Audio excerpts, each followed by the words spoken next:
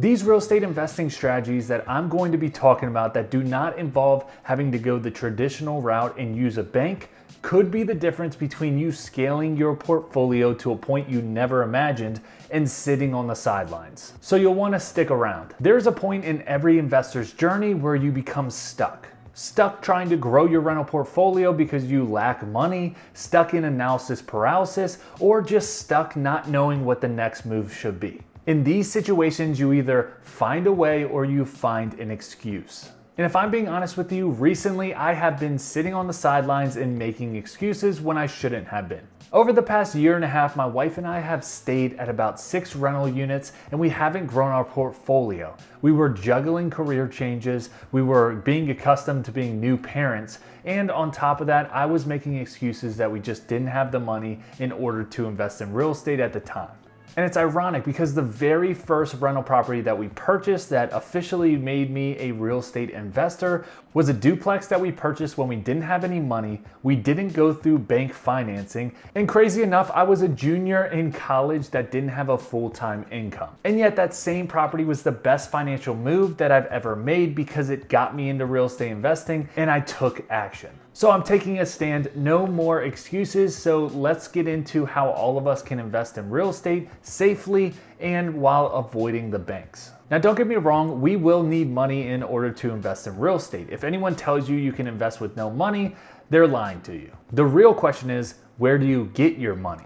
If you go to a bank, you'll have to qualify through your income, your job history, debt to income ratio, and your credit score, to name a few. Not to mention, you'll have to save up a very, very healthy down payment. That's fine, but for someone like me that couldn't get a bank loan 4 years ago, or someone that has enough properties to make their debt to income ratio not good enough to qualify for a loan, well, we have to look to other options. We will be going over 3 different ways that you can avoid the bank and still invest in real estate to grow your financial wealth. And make sure to listen to all 3 because the very last one is the one that I personally think is the best option and the one that I will be implementing for my next rental property. Let's start off by talking about the subject to strategy. Recently, it seems like this strategy has really exploded and you see more and more people doing it. I mean, the first person that I think of when I think of sub-2 investing is Pace Morby. And I could see how it makes sense right now with the high interest rates and people that have been buying beyond their means. I personally have not used this strategy, but I know people that used it. And like I said earlier, the more I look into it, the more people I see doing it. Subject to investing is acquiring a property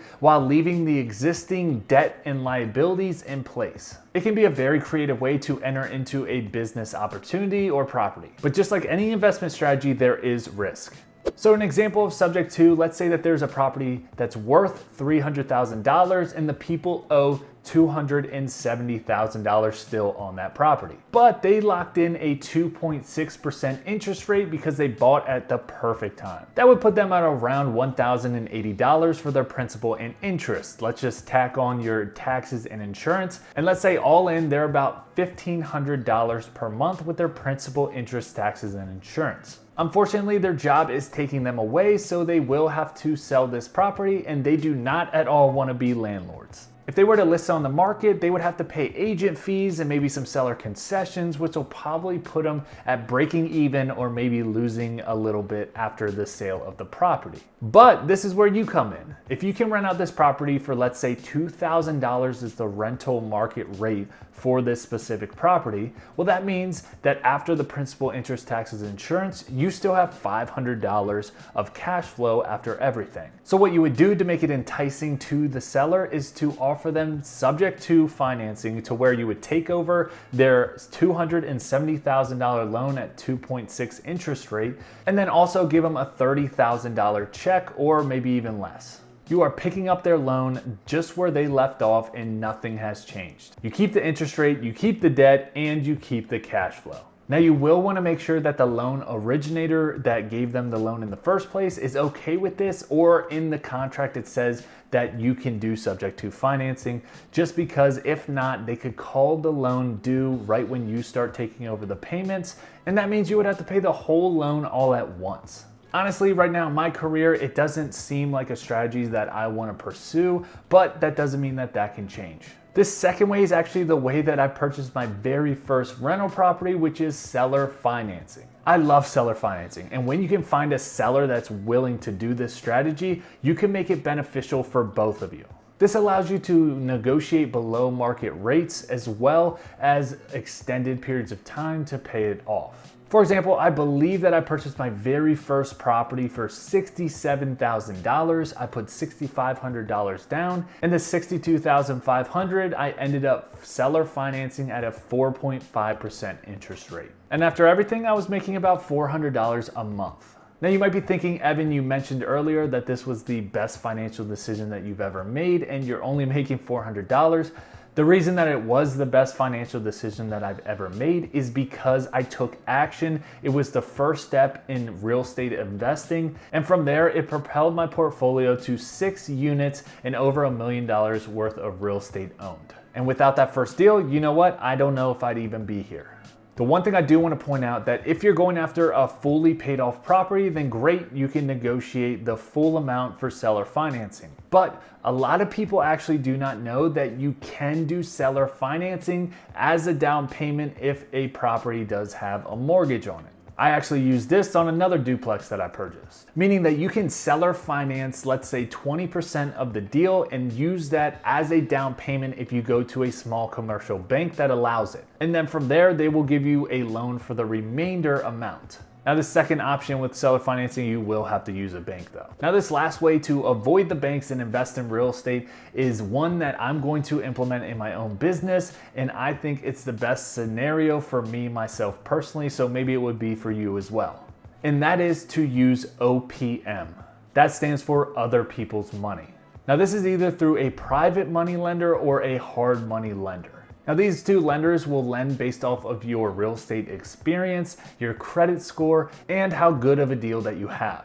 Now if you're wondering, hey Evan, I don't have any real estate investing experience, don't worry, I've never used a hard money or private money lender either. So there are private and hard money lenders that will lend to beginners. And the best thing to give you a little bit more confidence is that they underwrite the deal themselves in-house before lending you the money. So if they lend you the money, they have some sense of confidence in you. For me though, I'm specifically looking for a hard money or private money lender to lend me 90% of the purchase price and 100% of the renovation costs, meaning that I will come to the table with 10% of the total project cost. On a total project of $250,000, that would be $25,000. Ideally, to do this correctly, you want to buy an undervalued property that you can force appreciation in through renovation and rental increases. A rule of thumb is that if you stay under 75% loan to value, that's a win and you did a great job. And if I do it correctly, I have two options. Number one is to sell and take 25% equity out of the property in form of cash, and I probably will have to pay capital gains on it. And option two is to refinance out into a DSCR loan, which is a debt service coverage ratio. This is a loan that is lended to you based off of the profitability of your deal and not your personal information, which I love. And if I do in fact stay under that 75% loan to value, then I'll essentially be able to do a cash out refinance of an 80% DSCR loan and take 5% cash tax-free money and put it in my pocket. And that's after paying everything back that I borrowed. So you tell me, have you ever used any of these strategies before? If so, were you successful in using them and what did you learn? As always, thank you for watching and happy investing.